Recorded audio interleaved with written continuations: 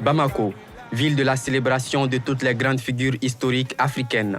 La capitale du Mali immortalise ces hommes qui ont combattu pour la libération et l'épanouissement de l'homme noir et africain.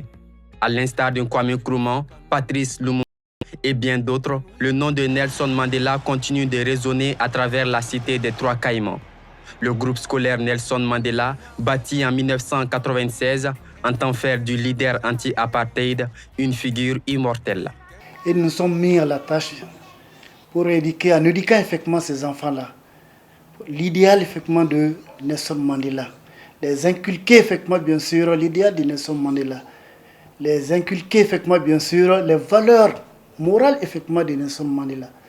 On sait très bien que Nelson Mandela était effectivement bien sûr un grand homme. Donc ces enfants qui sont là, ils sont en train de prendre le chemin effectivement de l'illustre homme Nelson Mandela. Nous les apprenons effectivement bien sûr comment se comporter effectivement dans la société.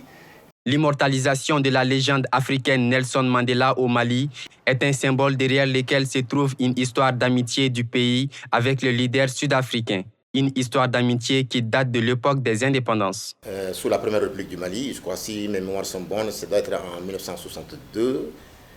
Et au cours de cette visite, il était venu voir le président Modibo pour solliciter un appui dans le cadre de sa lutte contre le système d'apartheid qui prévalait en Afrique du Sud. Alors Modibo leur a donné 100 millions de francs CFA et 100 passeports diplomatiques pour leur faciliter le voyage à travers le monde. Parce qu'ils ont été exfiltrés de l'Afrique du Sud, donc certains d'entre eux n'avaient même pas de carte d'identité.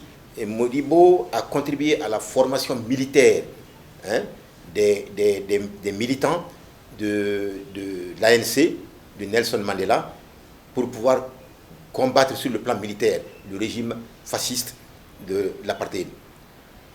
J'en veux pour preuve, par exemple, l'envoi en Tanzanie pour la formation, l'entraînement de ces militaires sud-africains, proches de Nelson Mandela, l'envoi donc de Moussa Traoré, qui fut aussi président de la République du Mali. Modibo l'avait envoyé en Tanzanie pour entraîner les forces militaires sud-africaines. Enseignants et élèves reconnaissent également la grandeur de l'homme et le sacrifice fait par lui pour la restauration de la dignité de chaque individu et de l'homme noir en particulier. Il reste une source d'inspiration pour eux. Je pense que ça c'est quelque chose de tout à fait naturel, une bonne chose, c'est naturel surtout au Mali parce qu'on sait que le Mali, dans sa constitution même, a dit qu'il est prêt à céder une partie de son territoire pour l'intégrité africaine. Donc ce n'est pas surprenant quand même de voir le nom de Nelson Mandela sur une école malienne. C'est une bonne chose et Nelson Mandela, tout le monde sait qui est Nelson Mandela. C'est un ancien président de l'Afrique du Sud et il s'est battu pour le droit des Noirs dans son pays. Il a fait la fierté de l'Afrique. Ça encourage les élèves au futur à devenir comme lui. Les relations entre Nelson Mandela et le Mali de Modibo Keïta ont toujours été fraternelles. Le militant anti-apartheid a fait 2 voyages au Mali. Le premier pour demander le soutien du Mali dans la lutte pour la libération du peuple noir sud-africain et le second en 1996, cette fois-ci en tant que président de la République sud-africaine. Parce que c'était sous le régime d'Alpha Omar Konaré. Alors, quand il a entrepris, après l'indépendance, la proclamation de l'indépendance du pays, de l'Afrique du Sud, et dont lui, il était devenu le premier président, alors il a effectué un voyage à travers l'Afrique pour remercier tous ceux qui lui ont apporté un appui dans le cadre de la lutte qu'il menait pour cette indépendance. Effectivement, il a séjourné au Mali ici, et il n'a pas tari d'éloges par rapport à tout ce que Modibo Keïta et ses compagnons ont eu à lui apporter comme appui pour mener à bien ce combat jusqu'à la victoire finale.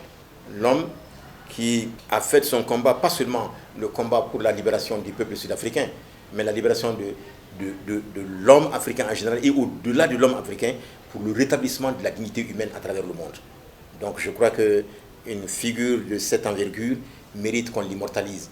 Après Modibo Keïta, le soutien du Mali à l'ANC de Nelson Mandela ne s'est pas interrompu. Le Mali de Moussa Traoré a également adhéré au combat de l'homme qui a gravé à jamais sa mémoire dans l'histoire et qui continue d'inspirer des millions d'individus à travers le monde.